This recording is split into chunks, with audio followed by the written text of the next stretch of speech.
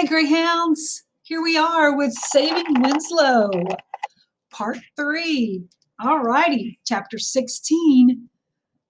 The title of this story is Are All Donkeys Sad?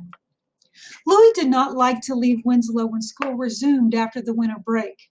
He fed Winslow before he left the first day and tucked 2 stuffed animals in the pen with him, along with one of his own shirts that had a smell on it.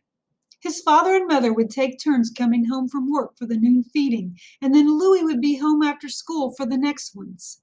All day long, Louis thought about the donkey. Was he okay? Was he warm enough? Was he lonely? Louis could hardly concentrate on anything else. He doodled donkeys in the margins of his papers. I can imagine, if you have a donkey at home who wears diapers, who gets to walk around upstairs, I would think you'd be pretty close to him. In the school library, yay, I love the fact that he's going to the school library. He searched for books about donkeys, but found none. Aw. There were books about dogs and horses and sheep and cows, but no donkeys. The librarian handed him Winnie the Pooh, opening it to a drawing of a donkey.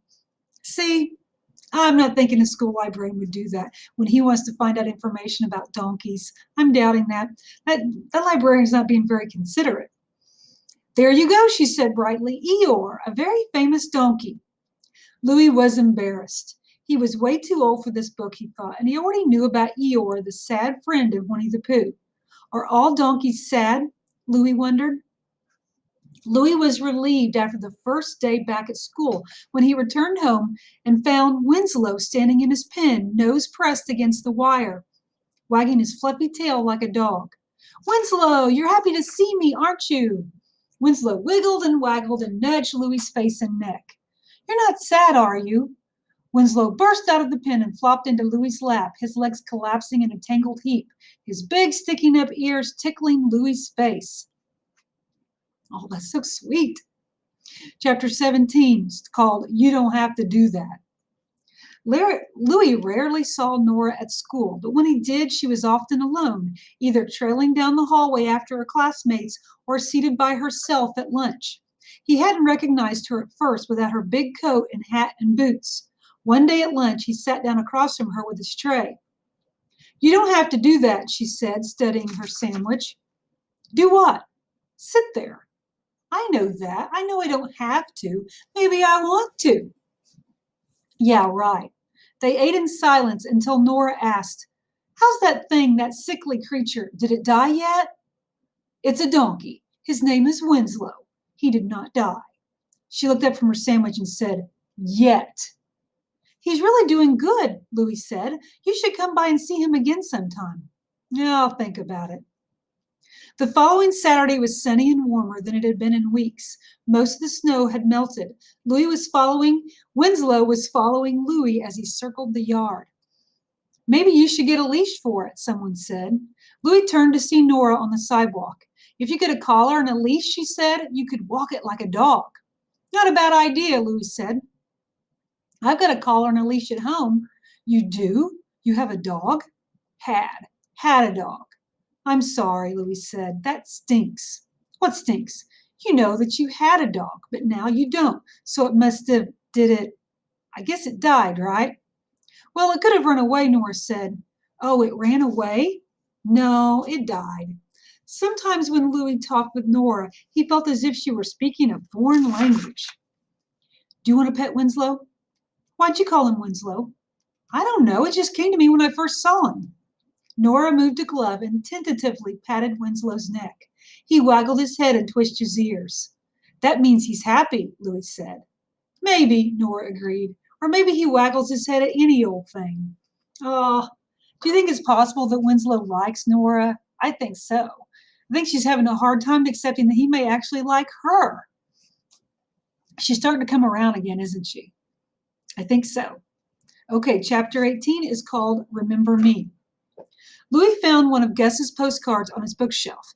It had been propped up there, but had slipped between books. He liked rereading Gus's words. Even though Gus rarely said anything important, seeing his handwriting and reading his words made Louis feel as if Gus could walk into the room at any time.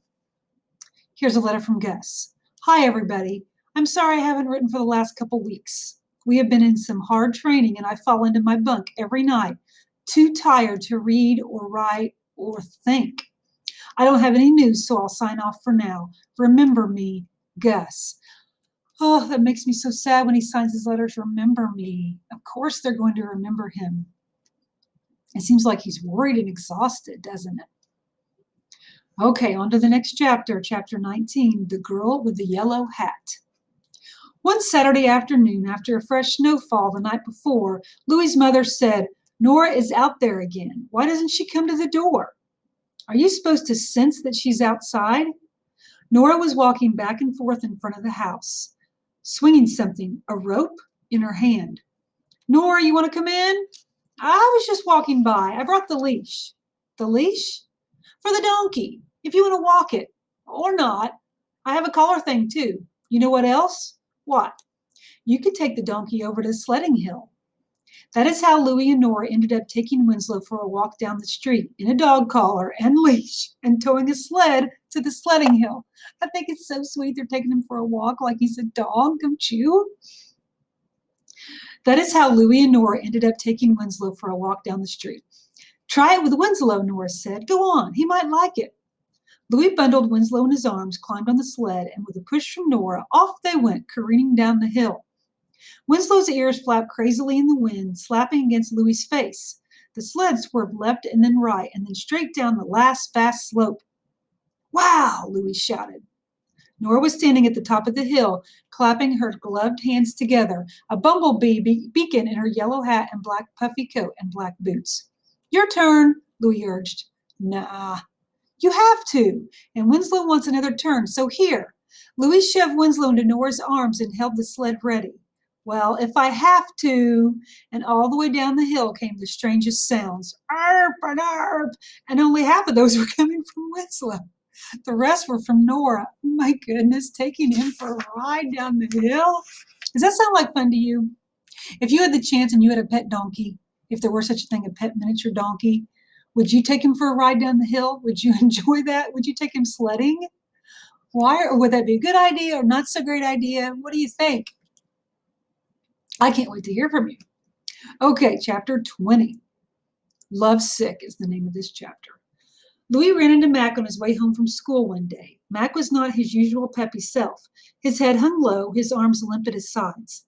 Hey, Mac, what's the matter? You look terrible. Thanks for the compliment. Are you sick? Yeah, I'm sick. Mac placed both hands on his chest. Love sick. I'm a goner. Claudine? Yes, Claudine. Claudine, who else but Claudine? She hasn't spoken to me in 2 days. 2 days, Louie, that's an eternity. You make her mad? She said I was starting to suffocate her. Too much attention. Can you imagine that? How can you give a person too much attention? I thought that's what girls wanted, attention. Louie had never thought about what girls wanted or even what boys wanted or if there was a difference or if it depended on each person. The only time Louie could recall feeling too much attention was in 2nd grade. A new girl who did not speak much English had attached herself to Louie on the first day. Say me Cookie, she said, clamping onto Louie's arm. Is best her name? The teacher seemed pleased that Cookie had found a friend so quickly. She asked Louie to sit next to Cookie and to explain things to her and to show her around school. Me? He said. Are you talking to me? Of course, Louie, I am talking to you. Thank you for welcoming Cookie. From that moment on, Cookie did not leave Louie's side except when she or he went to the bathroom. Or he, like in other words, when Louie went to the bathroom. She followed him from the moment she saw him in the school courtyard in the morning until the bell rang in the afternoon. She probably would have followed him home, except that she rode a bus to the other side of town and Louie walked home. After 3 weeks of Cookie's attention, Louie had confessed to his mother. I can't stand it. Cookie's always breathing in my face or asking me questions or following me around or hanging on my arm. I can't go back there. Maybe you should mention to your teacher that you need a little break from Cookie. How can I do that when Cookie is always there latched on to me? You'll find a moment, I'm sure. And he did find a moment a few days later when Cookie went to the bathroom. Louie raced to his teacher and blurted out his dilemma, begging her to rescue him from Cookie. His teacher said, I suppose one day you might long for such attention, but I understand. I'll encourage Cookie to make other friends. And Cookie did gradually make other friends soon she hardly seemed to notice Louis at all. And although he felt relieved, he also felt puzzled. Didn't she like him at all anymore? Now walking home with Mac, who was lovesick for Claudine, Louis said, "Oh, leave her alone for a few days. See what happens. Maybe she'll miss you." "When did you get so wise?" Mac asked, giving Louis a shove. "Maybe it's from hanging around Winslow. Come on, come see him. He'll make you laugh." Winslow stumbled into their arms and flapped his floppy lips, and when Mac left, he was laughing. "That donkey," Mac said. "That donkey cracks me up." Chapter 21, A Painting. Above Louis's bed hung a painting, or rather a copy of a painting, of a boy tugging on a rope tied to a calf who was resisting being led. It looked like a gentle tug of war between the boy and the calf, each equally determined. Behind them were golden haystacks and open fields with chickens pecking here and there. Two other boys stood near, watching the boy and the calf. Another copy of this painting had hung in the hospital waiting room outside the infant intensive care unit where Louis's parents had spent many hours after he was born. Something about the struggle of the boy and the calf had spoken to them and calmed them. The artist's name was Winslow Homer. Winslow! Remember, the name just came to him? Maybe he remembered that painting that he loved all those years ago when he was a little baby? Oh my goodness. And so it's like weird because he'd be too young to read and know that his name was Winslow. That's just strange. Maybe the parents talked about it and it was odd. Okay, chapter 22. It's called Something the Matter. It was spring, the early days of spring, when the shock of bright green sprouting from the ground and from trees was new and cheery, and when daylight was filtered through a gauzy curtain. Louis was out in the yard with Winslow, who was galloping about clumsily, and it was one of those good days when everything seemed right with the world. Nora came by. She said she was just out walking, which is what she always said. She appeared smaller and more vulnerable without her heavy black coat and boots and yellow hat, and as she came through the gate, she seemed worried. "Something the matter?" Louis asked. "Nah, not really." Winslow eagerly bumped his head against her arm until Nora petted him. She smiled in spite of herself. "He's so used to you now," Louis said. "I think he was expecting you. He kept looking up and down the street." "Aw, makes me sad." "Sad? Why sad? I thought you'd be happy about that." "Well, what's going to happen to him? Max said you can't keep him here much longer. He's getting too big and too loud." This wasn't a surprise to Louis. His parents had brought it up earlier in the week. Winslow was getting big, and even the makeshift pen they'd added to the back of the garage did not have enough room for him, and his new loud braying was becoming annoying, not only to the neighbors, but also to Louis's parents. Ooh, he's getting in trouble. Nora leaned her head against Winslow's neck, her own black curls mixing in with Winslow's gray and black tufts. "I bet you have to get rid of him. He will never be this free and happy again. He'll probably get sick and die of sadness." Oh my goodness, what is up with Nora? So negative. Louis tugged at Winslow's head, pulling it away from Nora. "Why do you always expect the worst?" he said. Nora pulled Winslow's head back toward her. "To be prepared. Why do you always stupidly expect the best?" "Stupidly?" Louis yanked Winslow's head back again, wrapping his arm tightly around Winslow's neck. "I don't always stupidly expect the best. I worry about the best, but I worry about the worst, but I hope for the best." That's true. He does hope for the best. Nora stood very still, her arms stiff at her side. "Well, you must be disappointed a lot, and you must be sad a lot." "I am not. I'm realistic," she said. "And you're being mean." "Am not." Louis leaned in close to Winslow's face. "Am I, Winslow? Am I being mean?" Winslow's lips flapped and he sucked his teeth. "See," Nora said, "he thinks you are being mean. He agrees with me." "No, he doesn't. He agrees with me." Winslow butted each of them with his head and kicked his hind legs in the air. Oh, he's so cute, I think. Okay, chapter 23 is called A Letter from Gus. A collection of Gus's postcards and letters was kept in a blue bowl in the living room. Every now and then, when Louis or his parents were especially missing Gus, they would select one to reread. Louis chose one addressed to him to take up to his room. Hey, Louis, this is a letter from Gus. Hey, Louis, I miss you, Louis. Are you getting older? Don't get too old before I come home, okay? I wish I could be there to see you and Mom and Dad. I miss home. What's this I hear about a donkey? Really? A donkey? Today I ate a snake. Really? I had to kill it and cook it and eat it. Oh my gosh. Don't tell Mom. Remember me, Gus. Louis read the letter while lying on Gus's bed. When he finished, he pretended he was Gus lying there. He kicked off his shoes from the back like Gus did. He tossed a pillow over his own bed like Gus used to do. He regarded Gus's trophies lined up on the bookcase and Gus's baseball hats stained with sweat. Louis opened the closet and smelled the smell of Gus on his clothes. He chose Gus's favorite football jersey, the black and red one with number 21 on it, and put it on. He stood in front of the mirror and said, I am Gus, and then lay down on Gus's bed and felt the enormous absence of his brother. Seems like he misses him, doesn't he? Definitely. I think he definitely remembers him. Okay, last chapter for the day, chapter 24, which is called Don't Go. With the arrival of warmer days and nights, Winslow was now kept in a pen attached to the garage.